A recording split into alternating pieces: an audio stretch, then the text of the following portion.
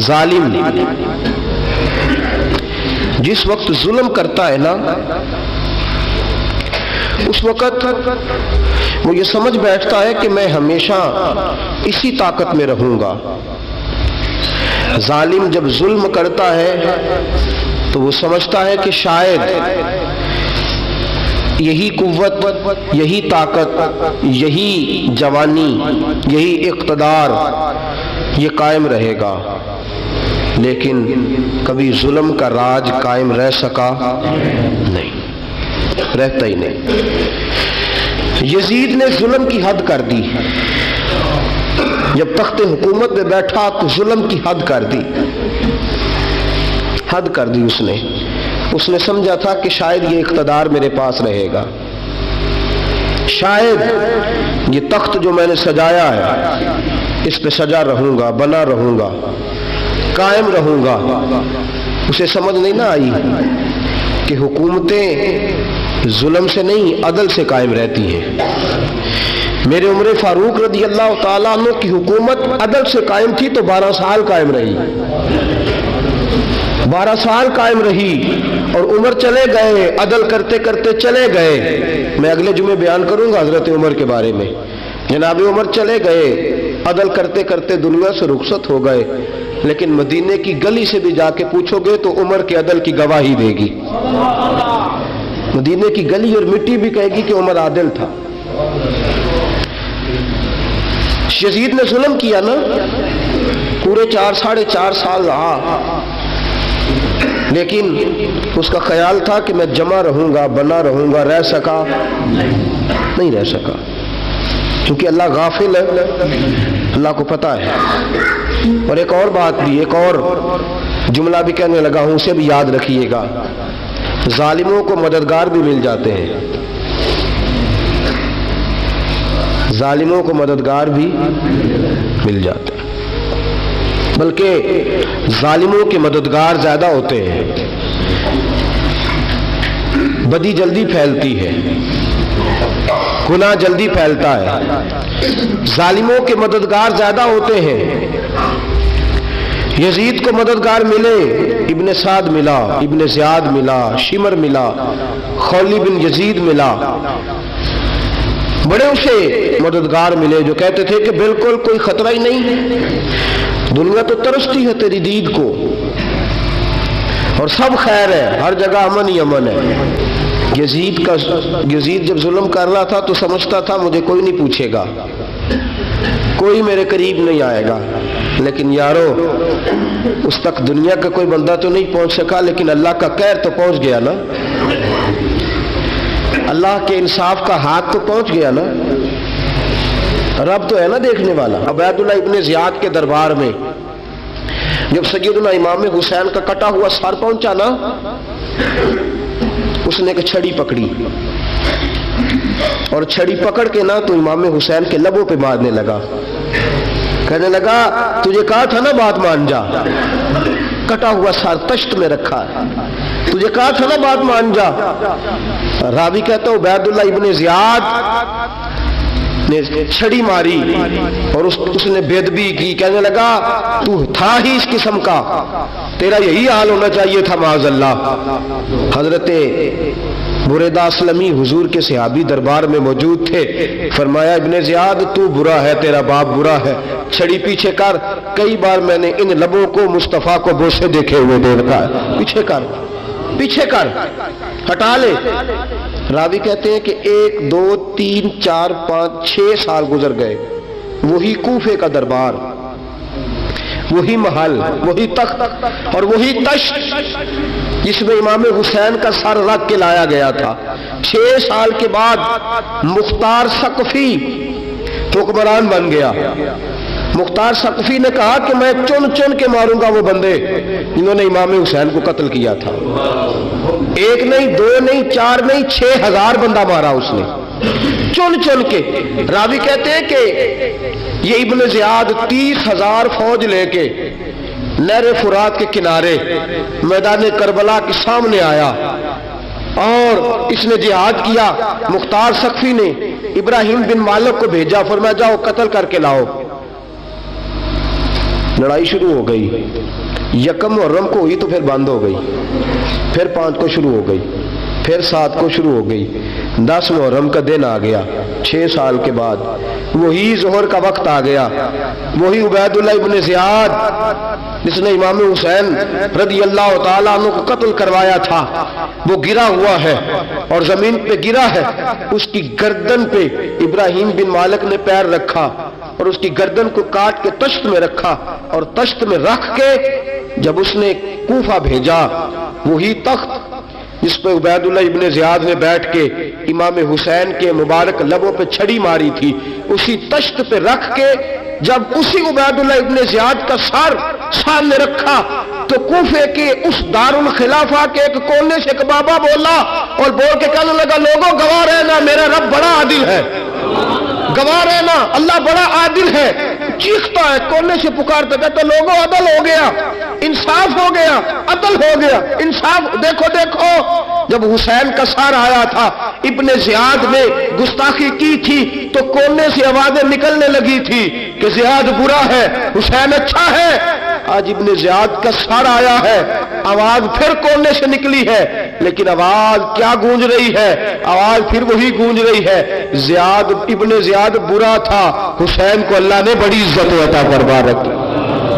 مکافات عمل، مکافات عمل، اللہ غافل نہیں ظالم جو کام کرتے، اللہ غافل نہیں۔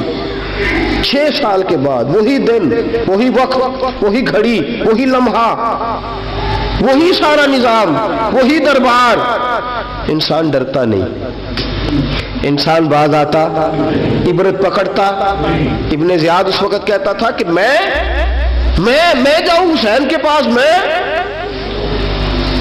یہ میں جو ہوتی ہے یہ مروا دیتی ہے۔ شیطان نے کہا تھا انا خیر منہم، میں بہتر ہوں، بس ختم ہو گیا، ختم ہو گیا۔ ابن زیاد قتل ہوا، وہی تاریخ، وہی زمانہ، اللہ کریم نے اس کو ذلت کی موت دی، مرا، اور 30,000 فوج لے کے نکلا تھا، پھر بھی بچ سکا نہیں۔ یہ ابن زیاد کا حال ہوا۔ ابن سعد صحابی کا بیٹا تھا، نبی پاک علیہ السلام کے پیارے صحابی کا بیٹا تھا، جناب سعد بن نبی وقاص کی اولاد تھی۔ لیکن یاد رکھنا، اگر ایک صحابی کا بیٹا یزید بن سکتا ہے تو دوسرے کا ابن سعد بھی بن سکتا ہے۔ اور صرف یوں ہی توجہ نہ کیا کرو، ابو جہل کا بیٹا بھی تو صحابی رسول بن گیا تھا نا۔ یخرج الحی من المیت ویخرج المیت من الحی، رب فرماتے ہیں میں زندوں سے مردے اور مردوں سے زندے نکال دیا کرتا ہوں۔ میں کبھی کبھی کعبے کے اندر بت بھی رکھوا دیتا ہوں، گھر میرا اور میرے ہی شریک اس گھر کے اندر راج کرتے رہتے ہیں، میری بے نیازی ہے، کچھ کا کچھ کر دیتا ہوں۔ ابن سعد مختار حکمران بنا تو مختار ثقفی نے ابن سعد کے بیٹے حفص کو بلایا، اور مزے کی بات یہ ہے کہ مختار جو بعد میں حکمران بنا نا، بڑی یاری تھی اس کی ابن سعد کے ساتھ۔ جتنے قاتلان امام حسین تھے وہ کوفہ چھوڑ کے بھاگ گئے، دوڑ گئے۔ اور ایک بات یاد رکھنا، ظالم بزدل ہوتا ہے، ظالم بزدل ہوتا ہے، اس کے اندر وہ اطمینان نہیں ہوتا، تو ڈر لگتا۔ بھاگ گئے سارے کوفہ چھوڑ کے، لیکن ابن سعد نے کہا مختار میرا یار ہے، مجھے کچھ نہیں کہے گا۔ اس کے گھر والوں نے سمجھایا کہ تو دوڑ جا، تیرا تو ظلم بھی بہت زیادہ ہے، دوڑ جا تو۔ اس نے کہا نہیں میرا یار ہے، مجھے کچھ نہیں کہے گا۔ اس نے کہا تو نبی پاک کے نواسوں کا نہیں بنا تو تیرا یار تیرا بنے گا، تو رسول پاک علیہ السلام کے خاندان کا نہیں بنا، ان کا تو نے احترام نہیں کیا، یاری کا۔ اس نے کہا نہیں مجھے کچھ نہیں کہنے والا، تم چھوڑو اس بات کو۔ حفص کو پیغام بھیجا، بیٹا آیا۔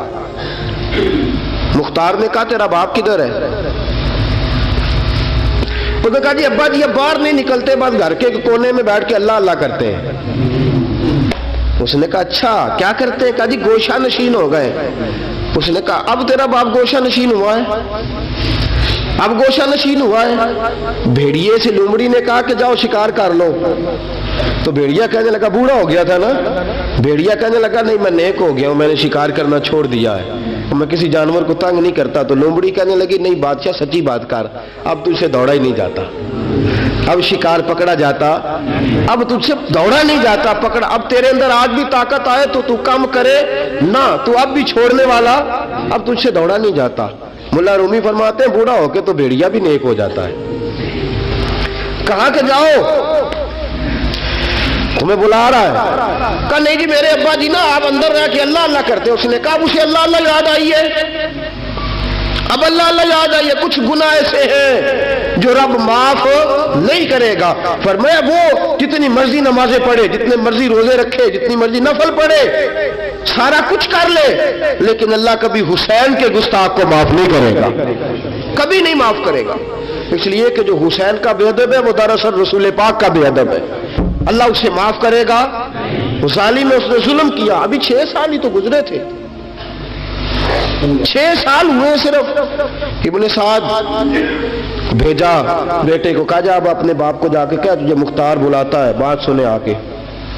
ڈر گیا، میں نے کہا ظالم بزدل ہوتا ہے، کہنے لگا اس سے جا کے کہو میں نہیں آ سکتا، بیمار ہوں۔ اس نے کہا چلو وہ نہیں آ سکتا تو ہم تو جا سکتے ہیں نا، ہم تو جائیں گے نا۔ ابن سعد نے بھیجے 10-12 بندے، فرمایا جاؤ زندہ نہ لے کے آنا، میرے پاس زندہ نہ لے کے آنا۔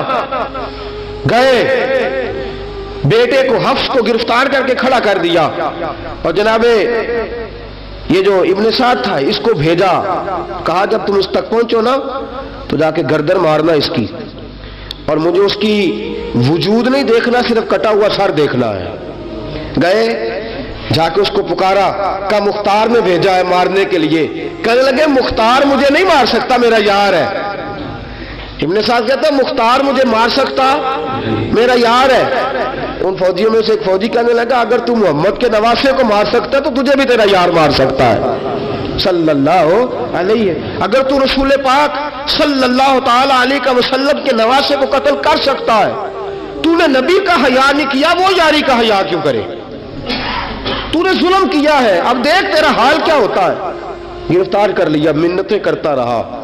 تاریخ ابن سعد کو بتا رہی تھی کہ ابن سعد تو ہاتھ باندھتا ہے، پاؤں پکڑتا ہے، ذرا یاد کر میدان کربلا،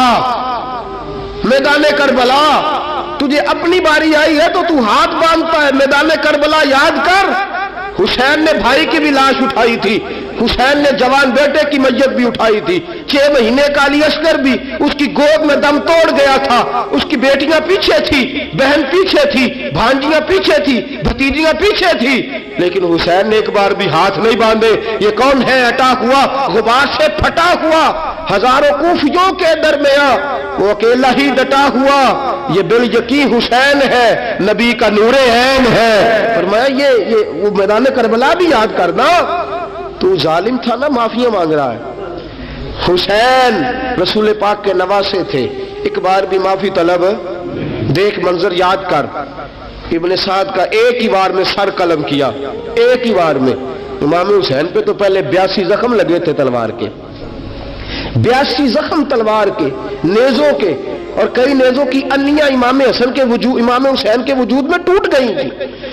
امام حسین رضی اللہ تعالیٰ عنہ پہلے ڈٹے رہے، جمے رہے، بڑی دیر کے بعد پہلے ہی بار میں گر گیا۔ ابن سعد کا کٹا ہوا سر پہنچا تو بیٹا کھڑا تھا۔ مختار سقفی نے کہا کہ تیرا باپ میں نے مار دیا ہے۔ کہنے لگا کوئی مزہ نہیں رہا زندگی میں۔ اس نے کہا چلو ٹھیک ہے تمہیں بھی مار دیتے ہیں، اگر مزہ نہیں رہا تو مار دیتے۔ کاٹ دیا سر اس کا بھی، دونوں سر کاٹے، تشت میں رکھے، اور مدینہ منورہ حضرت محمد بن حنفیہ رضی اللہ تعالیٰ عنہ جو امام حسین کے چھوٹے بھائی تھے، جناب علی کی دوسری زوجہ کے بیٹے تھے، جناب علی کے صاحبزادے ان کے پاس بھیجے، اور بھیج کے کہا کہ لو ابن سعد کا سر حسین کا بدلہ ہے اور اس کے بیٹے کا سر علی اکبر کا بدلہ ہے۔ جب محمد بن حنفیہ کے پاس پہنچے تو آپ نے فرمایا یہ کمینوں کے سر میرے بھائی کے سر کا بدلہ ہو ہی نہیں سکتے، یہ کہاں حسین کا بدلہ ہو سکتے ہیں؟ وہ حسین ابن علی، وہ حسین ابن علی، حسین ابن علی کی شان رفت کوئی کیا جانے، حسن جانے، علی جانے، نبی جانے، خدا جانے۔ وہ حسین ابن علی کہ باپ جنہاں دا ہر میدان اندر لڑدا رہا سی کل ایمان بن کے، ماں جنہاں دی سجدۃ النساء ہوئے تے نانا عرش تے جاوے مہمان بن کے۔ فرمایا یہ حسین کا بدلہ ہو سکتے ہیں؟ وہ خولی بن یزید، خولی بن یزید جس نے امام حسین کا سر کاٹا تھا، پتہ چلا نا، دیکھیں نا امام حسین کو کتنے موقع ملے تھے کربلا سے جانے کے، پہلے موقع پر ہی اور بن یزید نے کہا کہ امام آپ جانا چاہے تو میں رستے کھول دیتا ہوں، آپ تشریف لے جائیں۔ امام حسین نے فرمایا میں علی کا بیٹا ہوں، دوڑوں گا نہیں، میں دوڑوں گا نہیں، میں نہیں جانے والا۔ خولی بن یزید دوڑ گیا، کوفہ چھوڑ کے دوڑ گیا اور کسی دور دراز علاقے میں جا کے ڈیرا لگا لیا۔ پھر وہاں سے واپس آیا کہ کسی نے کہا امن ہو گیا، آجا، آ گیا دوبارہ کوفے۔ مختار کو پتا چلا کہ آ گیا ہے، پھنس گیا ہے، گھر پہنچ گیا ہے۔ اس کی بیوی جو تھی نا خولی بن یزید کی، بڑی محبت کرتی تھی نبی پاک کے خاندان کے ساتھ، حضور کے خاندان کے ساتھ بڑی محبت کرتی تھی، اور محبت والوں کا انداز پتہ کیا ہے؟ رنگے چمن پسند، نہ پھولوں کی بو پسند، ہم کو ہے وہ پسند جسے آئے تو پسند۔ یہ انداز ہے، انداز محبت یہ ہے کہ نبی پاک کا غلام نہ ہو، سگا چچا بھی ہو تو مانتے نہیں، غلام نہ بنے، سگا چچا بھی ہو تو مانتے نہیں، اور نبی پاک علیہ السلام کا غلام ہو، چاہے حبش کا رہنے والا بلال ہی کیوں نہ ہو، سردار مانتے ہیں۔ یہ انداز محبت ہے۔ وہ بیوی بڑی محبت کرنے والی تھی، اس نے پیغام بھیجا، اس نے کہا آ گیا ہے گھر، بندے بھیجے، کہا جاؤ خولی کو پکڑ کے لاؤ۔ مختار نے کہا جلدی لاؤ، حکمران نے حکم دیا لاؤ، پکڑ کے گئے، گھر کے اندر گئے تو چھپ گیا۔ چھپا کہاں؟ ٹوکرے کے نیچے۔ میں نے کہا ظالم بزدل ہوتے، ایک ٹوکرے کے نیچے چھپ گیا۔ بیوی سے کہنے لگا، ان سے کہنا میں گھر کوئی نہیں، ان سے کہو میں گھر نہیں۔ بیوی کہنے لگی چلو ٹھیک ہے۔ دروازے پہ گئی، وہ کہنے لگے ہم خولی بن یزید کو گرفتار کرنے آئے ہیں۔ منہ سے پکار کے کہنے لگی گھر کوئی نہیں، منہ سے، اور ہاتھ کے اشارے سے کہنے لگی وہ ٹوکرے کے نیچے چھپا ہوا ہے۔ منہ سے کہنے لگی کوئی نہیں گھر، تاکہ سن لے اندر، سن لے۔ منہ سے کہنے لگی کوئی نہیں، ہاتھ کے اشارے سے کہنے لگی چھپا ہوا ٹوکرے کے نیچے۔ گئے، جا کے ٹوکرا ہٹایا، اپنے پاس بہت ساری دولتیں اور جائیدادیں وہ ساری دے دی۔ کہنے لگا یہ میرے پاس کتنا پیسہ ہے، یہ بہت سے کاغذات ہیں، یہ کتنے زیورات ہیں، لے لو، مجھے چھوڑ دو۔ انہوں نے کہا وہ حکومت کدھر ہے جس کے لیے تم نے حسین کا سر کاٹا تھا؟ کدھر ہے وہ تمہارے تخت، اور کدھر گئی وہ تمہاری سلطنتیں، اور کدھر گئی وہ تمہاری دولت اور اقتدار، اور کدھر ہے وہ تمہارا اسلحہ جس کی بنیاد پر تم نے رسول پاک کا خون میدان کربلا میں بہایا تھا؟ وہ ہمارے سامنے لے کے آ۔ کہنے لگا یہ تھوڑے سے انعامات جو میں نے اکٹھے کیے تھے، یہ دنیا کی گندی دولت، اس کے لیے میں نے میدان کربلا میں امام حسین کا مبارک سر مبارک تن سے جدا کیا تھا، لے لو، مجھے چھوڑ دو۔ انہوں نے کہا نہ دنیا میں لے تجھے چھوڑیں گے، اور نہ اللہ ہی تجھے قیامت کے دن چھوڑے گا۔ گرفتار کر کے لائے، گرفتار کر کے لائے۔ مختار نے کوفے کے بازاروں کے اندر اعلان کیا کہ آؤ باہر نکلو، تمہیں بتاؤں حسین ابن علی کا خاندان گرفتار کر کے انہی کوفے کی گلیوں میں پھرایا گیا تھا نا، یہی گھمایا گیا تھا، آؤ تمہیں دکھاؤں خدا کا انتقام اور اللہ تبارک و تعالیٰ کا انصاف تمہیں دکھاؤں، آؤ میدانوں میں نکلو، گھروں سے باہر آؤ۔ مختار ثقفی اگرچہ بندہ آباد میں یہ بھی ٹھیک نہ نکلا، لیکن بعض اوقات میرے نبی پاک علیہ السلام نے فرمایا اللہ اپنے دین کا کام اپنے نافرمان سے بھی لے لیا کرتا ہے، اس نے کام لینا ہو فاسق سے بھی لے لیتا ہے۔ اللہ نے لے لیا کام، نکلو میدانوں میں، نکلے باہر، چوک بھر گئے، گلیاں بھر گئیں، کوفے کے محلات بھر گئے۔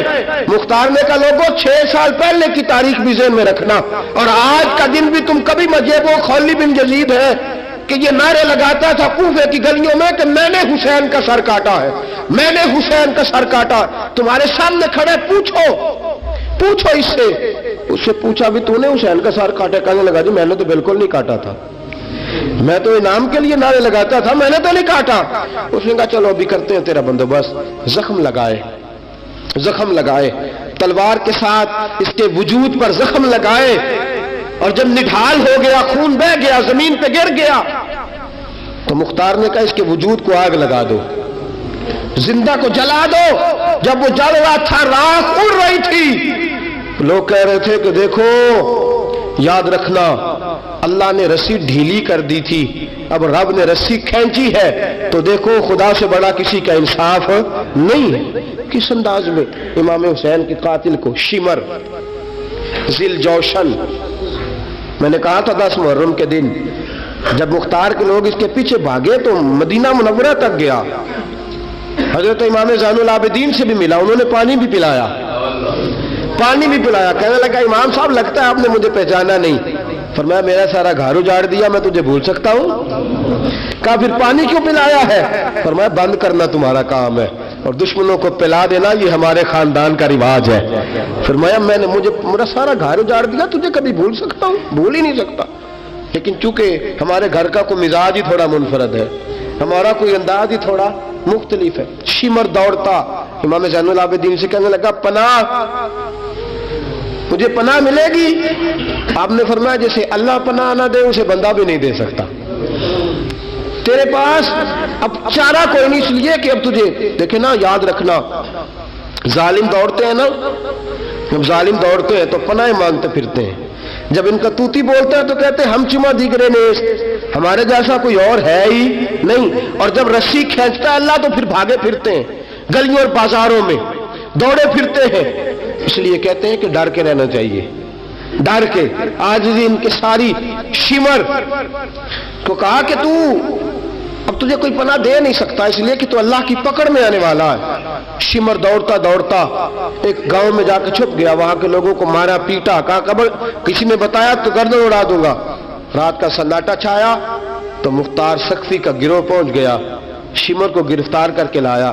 مختار سقفی نے کہا کہ اس کے نا ہاتھ اور پیر باندھو، یہ پانی بند کرتا تھا میرے امام کے بچوں پر، یہ پانی بند، اور نعرے لگاتا تھا، کھڑا ہو کے کہتا تھا کہ امام پانی جانوروں کو دوں گا، درندوں پرندوں چرندوں کو دوں گا، لیکن اگر علی اصغر مانگے گا تو پھر نہیں دوں گا، علی اکبر مانگے گا تو پھر نہیں دوں گا، عباس مانگیں گے تو پھر نہیں دوں گا، اگر زین العابدین مانگیں گے تو نہیں دوں گا، سکینہ شہربانو اور زینب کو پانی نہیں ملے گا، باقی ساری کائنات پیے گی، آپ کو نہیں ملے گا۔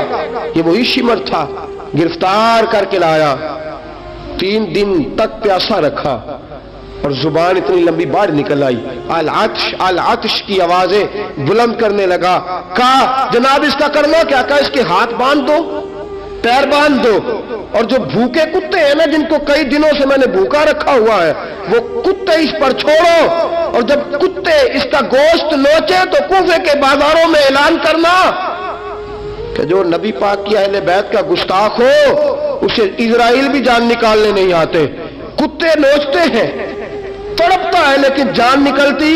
کہا آؤ دیکھو آ کے یہ ہے میت کسی بے ادب کی، منہ دکھانے کے قابل نہیں ہے، ان کے دشمن پہ لعنت خدا کی، رحم پانے کے قابل نہیں ہے۔ فرمایا دیکھو جان بھی نہیں نکل رہی۔ فرمایا یہ وہ ہے جس کو 2 گز زمین بھی نہیں مل سکی، کتوں کے پیٹوں میں اسے جگہ ملی ہے، یہ وہ تھا۔ تو جناب امام حسین رضی اللہ تعالیٰ عنہ کے خاندان پہ پانی بند کرنے والا تھا۔ میرے عزیزو دیکھو، رب فرماتا ہے کہ میں کبھی کسی ظالم سے غافل نہیں